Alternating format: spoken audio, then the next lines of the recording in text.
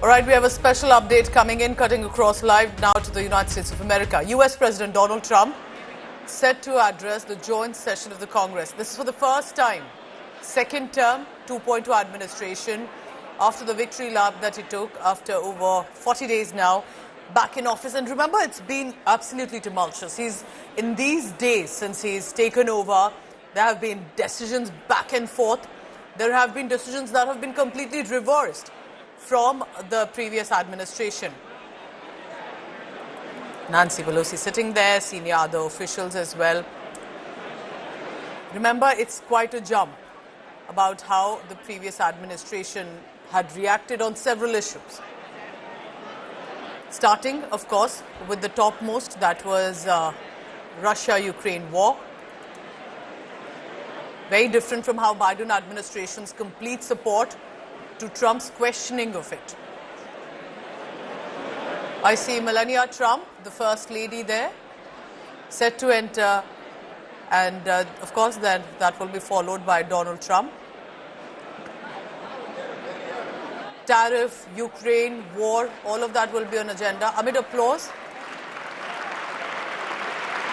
as the First Lady enters at the joint session of the Congress. What a moment this has been for Melania. And remember, like I've been saying earlier, from the previous tenure, she now appears more comfortable with the attention, with the energy, with the scrutiny as well that has come to her. A more smiling face here on, more interactive with others. Many observers have noticed that this Melania Trump is very different, more confident, very clear of what she wants to project as her image as the First Lady compared to the previous tenure, where she often appeared slightly uncomfortable. So we're going to cut across in just a short while to what Donald Trump has to say. But it's been a whirlwind first 6 weeks. Radical decisions. Let's listen in now.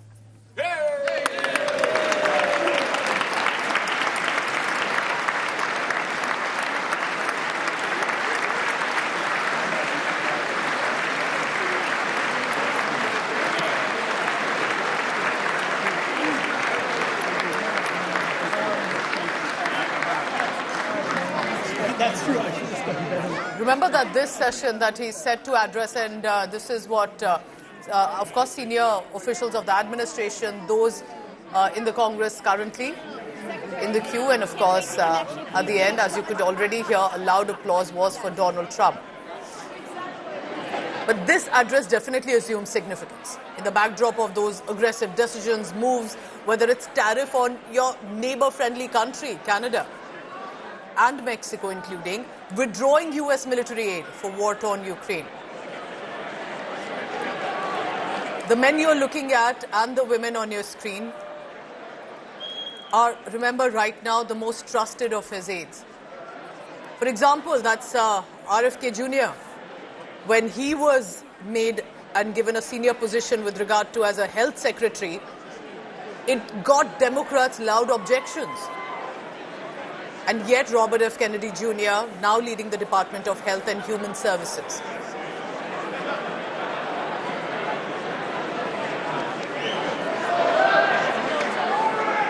So a little bit of handshakes, greetings happening there. That's the team Donald Trump 2.0 in the administration. All right, selfies as well happening with the senior officials. A Foreign Affairs editor, Geeta Mohan, joins me on the phone line for this. Geeta, it looks like a celebration, no less. The first time they enter, they're taking their time interacting with allies and possibly foes as well. Take us through why this specific address to the Joint Congress is more significant, possibly than the previous one.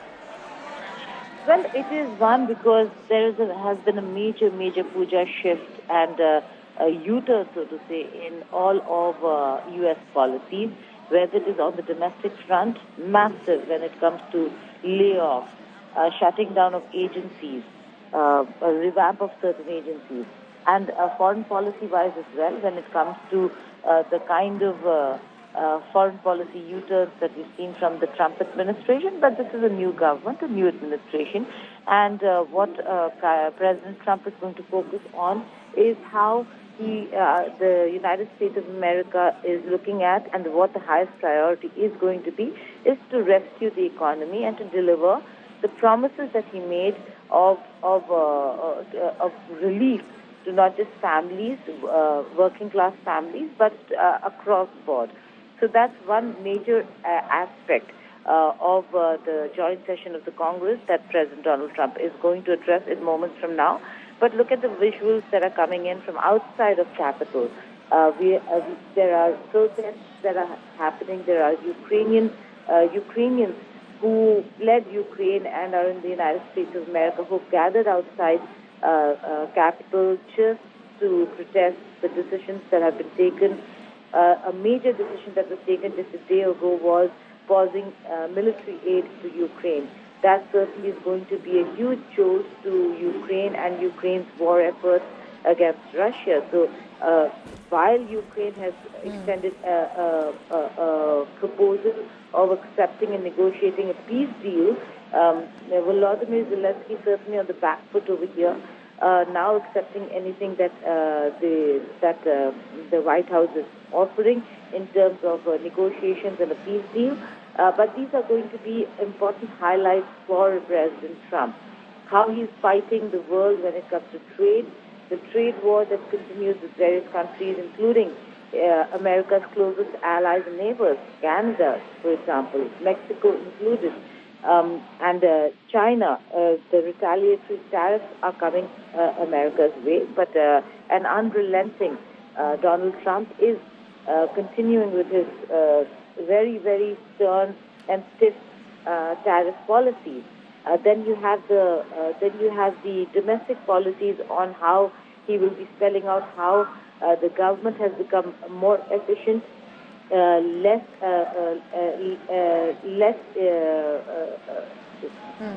slab in the administration is less, so it's become more lean. And Geeta, I want to also ask you here, of course, there's the politics of it, and we're waiting for Donald Trump to begin his speech in a short while. We're looking at these images of Donald Trump and Melania as well while they were en route from the White House now. It's very interesting how Melania is now seen, compared to previously, more comfortable, smiling, interactive. Do you also see that? Do you see a shift in change and the kind of manner in which the First Lady is projecting herself these days?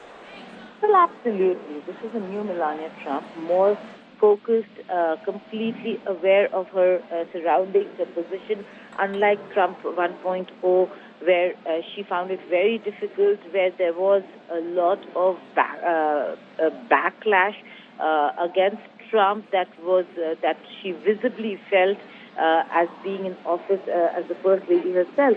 But this time around, look at her. She's a very, very confident First Lady. Has entered the chamber for President Donald Trump's address. And according to reports, she also has 15 guests. The First Lady also is allowed to invite people to attend the joint address to the Congress. And according to reports, she also has 15 guests. I do not have details on who those guests are, but the fact that they will be seated in the august gathering of all the important VIPs and dignitaries who are going to be there. What is going to be important is to see how lengthy Donald Trump's speech is going to be. We've seen in the past he spoke for an hour in 2017, and now we're waiting for the 2025 address to see whether if he's going to exceed that or confine himself. What do you believe? Let's have two broad issues you feel, according to your perspective and experience, that Donald Trump is going to make a mention of it in this joint address. Beg your pardon?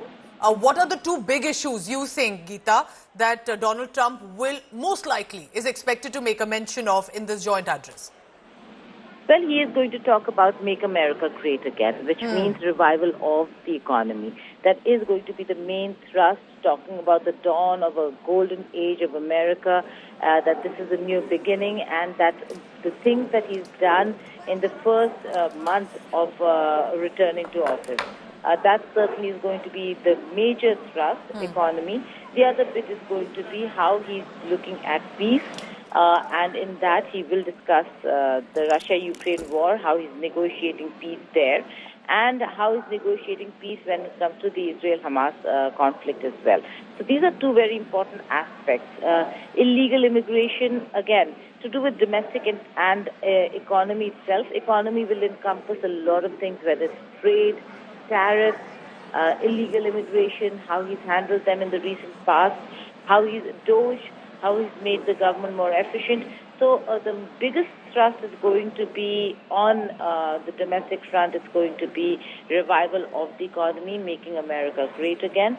But the larger perspective on what he's done so far in his first month in office, a little over a month in office, or close to two, is certainly going to be about his foreign policy decisions as well. And that there is a need for peace, and if one needs to talk peace, one needs to engage all parties, which will include Russia.